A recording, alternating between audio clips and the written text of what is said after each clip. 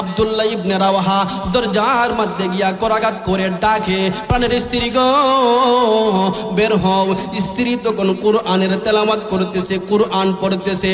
ও প্রাণের স্ত্রী, কিছুক্ষণের জন্য কুরআনটা বন্ধ করে আমার কথার উত্তর দাও, আমার কথাটা শোনো। স্ত্রী ঘরে গিয়া ডাক দিয়া কয়, প্রাণের স্বামী গো কি বলবেন, ঘরের মধ্যে আসেন, ভিতরে আসেন।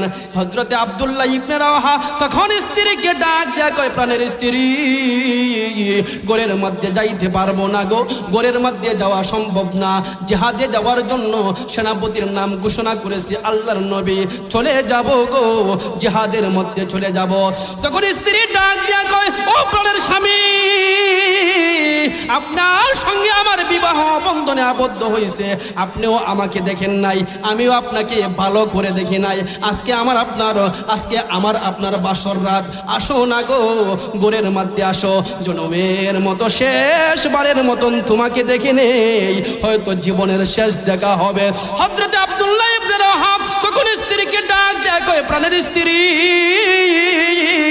সম্ভব না, ঘরের মধ্যে যাওয়া সম্ভব না, জিহাদের মধ্যে ব্যাঘাত করতে পারে। স্ত্রী তখন ডাক দেয়া কয়, ও প্রাণের স্ত্রী, প্রাণের স্বামী, ঘরের মধ্যে আসেন, জীবনে কোনো দিন দেখি নাই, কিয়ামতের দিন তো তোমাকে চিনতে হবে, ঘরের মধ্যে আসো। আমি প্রেম বিনোদন করব না, প্রেম নিবেদন করব না, শুধু তোমাকে একটা নজর দেখব। আব্দুল্লাহ ইবনে রাওয়াহা তখন ডাক দিয়া কয়, ও প্রাণের স্ত্রী, তোমার অন্তরের মধ্যে যদি এটা আকাঙ্ক্ষা হয়, এটাই তোমার ইচ্ছা হয়, তাহলে তুমি স্মরণ রেখো, তুমি আমি আল্লাহর, যে আল্লাহর জন্য জিহাদের মধ্যে জীবন বিসর্জন করব।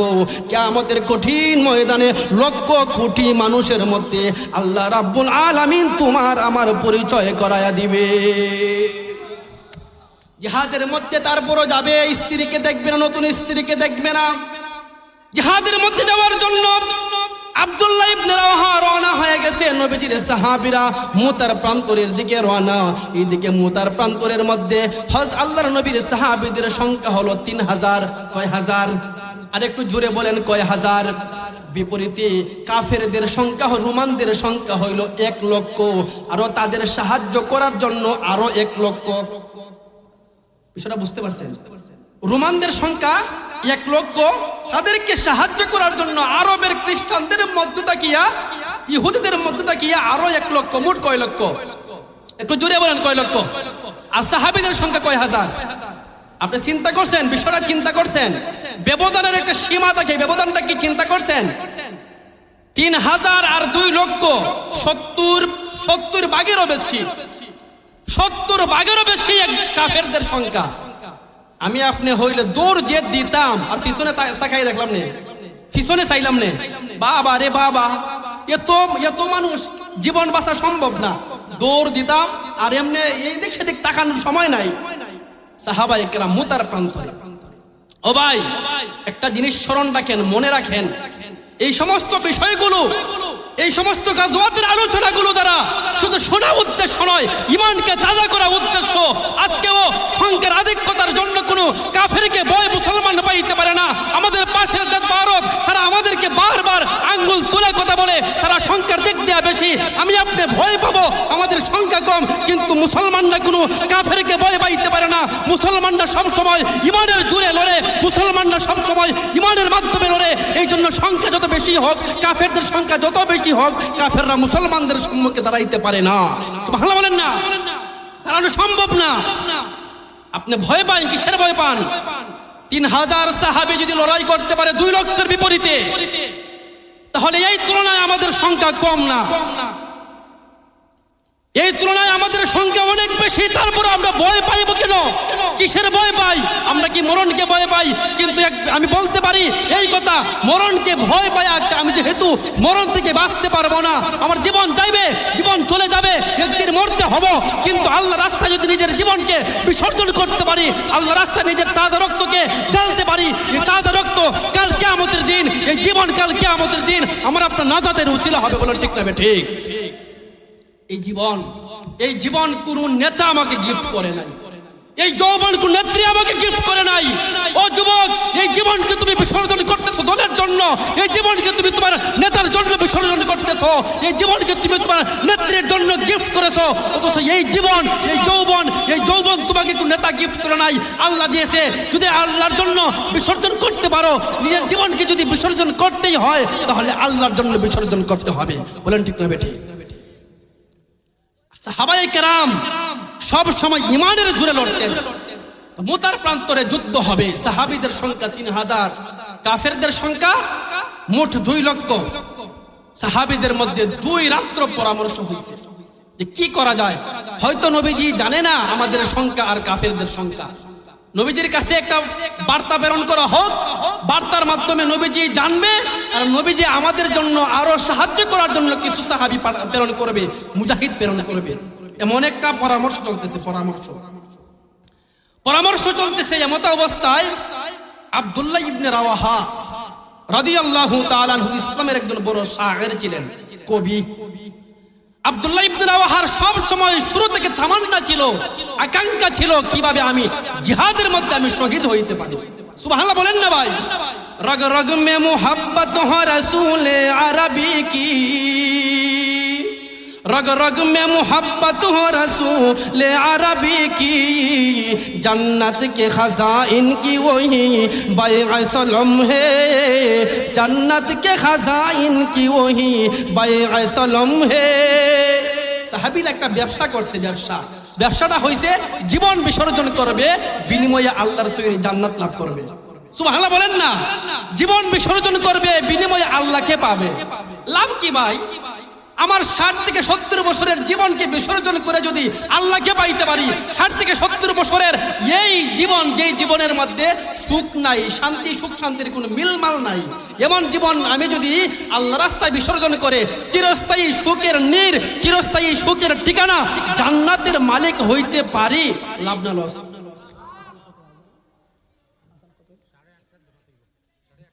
তো লাভ কি? লাভ বিষয় আপনি চিন্তা করছেন? এই জন্য আমার আপনার সব সময় চিন্তা করতে হবে কিভাবে কোন কাজ করা যায়, যেই কাজের দ্বারা আমি আপনি যেই কাজের দ্বারা জান্নাতে যাইতে পারি। আল্লাহর নবীর সাহাবী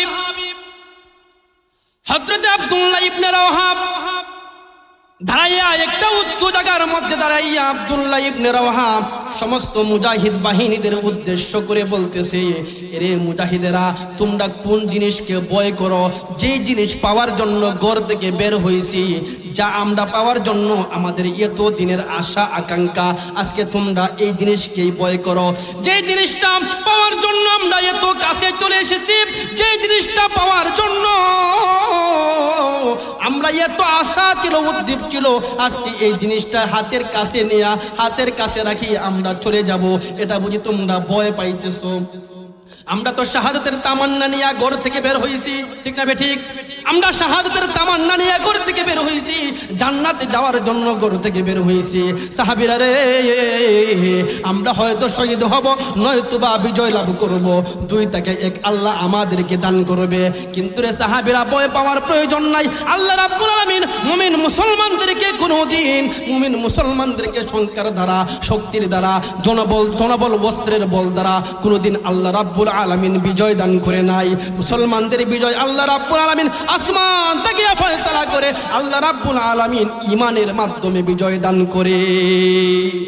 মুসলমানদের বিজয় লাভ হয় কি দ্বারা? ঈমানের দ্বারা। আব্দুল্লাহ ইবনে রাওয়াহার এই কথা শোনার পরে সাহাবায়ে কেরামের ঈমানের মধ্যে আরো একটা জোশ চলে আসলো। সমস্ত সাহাবায়ে কেরাম যুদ্ধের মধ্যে যাওয়ার জন্য প্রস্তুতি গ্রহণ করেছে। মুতার প্রান্তরে যুদ্ধ হবে, কাফেরদের মোকাবেলায়, রোমানদের মোকাবেলায়। 2 লক্ষের বিপরীতে 2-3 হাজার সমস্ত সাহাবায়ে কেরাম সারিবদ্ধ হয়েছে। সারিবদ্ধ হওয়ার পরে আব্দুল্লাহ ইবনে রাওয়াহার বক্তব্যের পরে জিহাদের মধ্যে যখন যাইল, সর্বপ্রথম সেনাপতির নাম হইল কি? যায়েদ ইবনে হারেসা। যায়েদ ইবনে হারেসা। যায়েদ ইবনে হারেসার হাতের মধ্যে ইসলামের পতাকা, ইসলামের ঝান্ডা নিয়া যায়েদ ইবনে হারেসা সামনের দিকে অগ্রসর হইল, কাফিরদের বীরের মধ্যে ঢুকে গেল। যায়েদ ইবনে হারেসা ইসলামের জন্য কাফিরদের মোকাবেলা করতে করতে, কাফিরদের সঙ্গে যুদ্ধ করতে করতে অনেক কাফিরকে জাহান্নামের মধ্যে ফালাইয়া, জাহান্নামের মধ্যে ঢুকাইয়া হযরতে যায়েদ ইবনে হারেসা রাদিয়াল্লাহু তাআলা আনহু নিজেও শহীদ হয়ে গেল। হযরত যায়েদ ইবনে হারেসা শহীদ হওয়ার পরে 2 নম্বর সেনাপতির দায়িত্ব ছিল হযরতে জাফর তৈয়র রাদিয়াল্লাহু তাআলা আনহু। হযরতে জাফর তৈয়র রাদিয়াল্লাহু তাআলা আনহু দৌড় মারিয়া গিয়া ইসলামের ঝান্ডা নিজের হাতের মধ্যে ধরলেন। হাতের মধ্যে ইসলামের ঝান্ডা ধরিয়া হযরতে জাফর রাদিয়াল্লাহু তাআলা আনহু বলতে শুরু করলেন, কাফের তোরা জাহান্নামের কীট, তোরা দুনিয়ার একটা আগাছা, তোদের কাটিয়া আমি দুনিয়ার আগাছা পরিষ্কার করব। হযরতে জাফর রাদিয়াল্লাহু তাআলা আনহু যুদ্ধ করার জন্য সামনের দিকে অগ্রসর। যুদ্ধ করতে করতে, বীর বিক্রমের সঙ্গে যুদ্ধ করতে করতে হযরতে জাফর রাদিয়াল্লাহু তাআলা আনহু এক মুহূর্তে, এক সময় হযরতে জাফরের ডান হাতটা করতন হয়ে যায়। কাফেররা হযরত জাফরের ডান হাতটা কেটে ফেলে। হযরতে জাফর ডান হাতটা কেটে যাওয়ার পরে হযরতে জাফর রাদিয়াল্লাহু তাআলা আনহু বাম হাতের মধ্যে ইসলামের পতাকাকে, ঝান্ডাকে ধরলেন। হযরত জাফর তারপরেও ইসলামের ঝান্ডাকে জমিনের মধ্যে ফেলতে দেয় নাই। হযরত জাফর বাম হাত দ্বারা ইসলামের পতাকাকে ধরিয়া সামনের দিকে অগ্রসর হয়। আবার কে জানি একজন কাফের হযরতে জাফরের বাম হাতের মধ্যে যখন তলোয়ারের দ্বারা আঘাত করলো, বাম হাতটা পড়ে গেল। তারপরে হযরতে জাফর রাদিয়াল্লাহু তাআলা আনহু একটা মুহূর্তের জন্য ইসলামের পতাকাকে মাটির মধ্যে পড়তে দেয় নাই। নিজের দাঁত দ্বারা ইসলামের পতাকাকে নিজের দাঁত দ্বারা কামড় দিয়া ধরে রাখছে। আর সাহাবীদেরকে, উপস্থিত সাহাবীদেরকে ডাক দিয়া কয়, সাহাবীরা রে, তোমরা যদি আল্লাহর নবীর সঙ্গে সাক্ষাৎ হয়, দেখা হয়, তাহলে আমার নবীকে তোমরা বইলো যে আমি জাফর মরার শেষ প্রান্তে, শহীদের শেষ প্রান্তে আসার পরেও একটা মুহূর্তের জন্য ইসলামের পতাকাকে আমি মাটির মধ্যে পড়তে দেই না।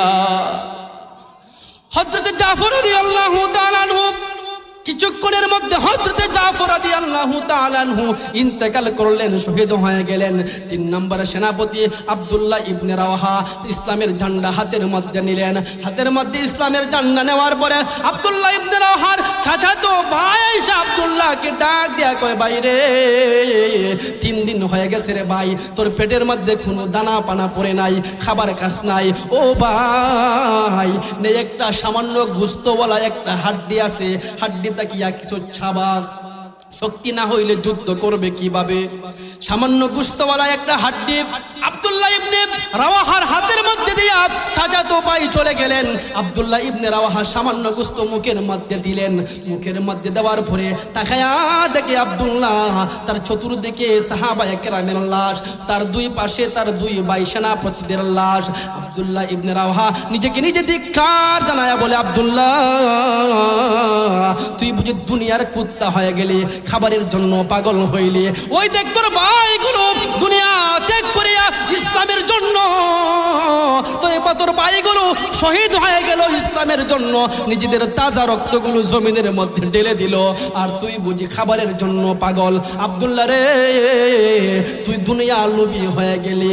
আব্দুল্লাহ ইবনে রাওয়াহা নিজেকে নিজে এইগুলো কথাগুলো বলিয়া আব্দুল্লাহ ইবনে রাওয়াহা খাবারটা হাত থেকে ফেলে দিলেন, তরবারি হাতের মধ্যে নিলেন। তরবারি হাতের মধ্যে নেওয়ার পরে আব্দুল্লাহ ইবনে রাওয়াহা সামনের দিকে অগ্রসর হয়।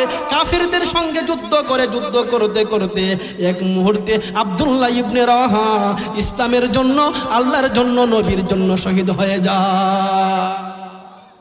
এই যে শহীদ হয়ে গেল আব্দুল্লাহ ইবনে রাওয়াহা, শহীদ হয়ে গেল বীর বিক্রমের সঙ্গে যুদ্ধ করতে করতে শহীদ হইল।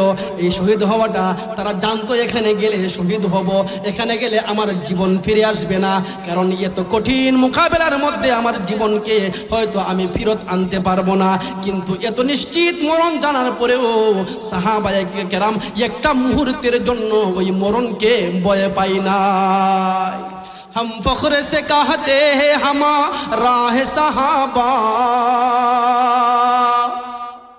हम फख्र से कहते हैं हमारा है सहाबा, वल्लाहि मुझे जान से प्यारा है सहाबा, वल्लाहि मुझे जान से प्यारा है सहाबा।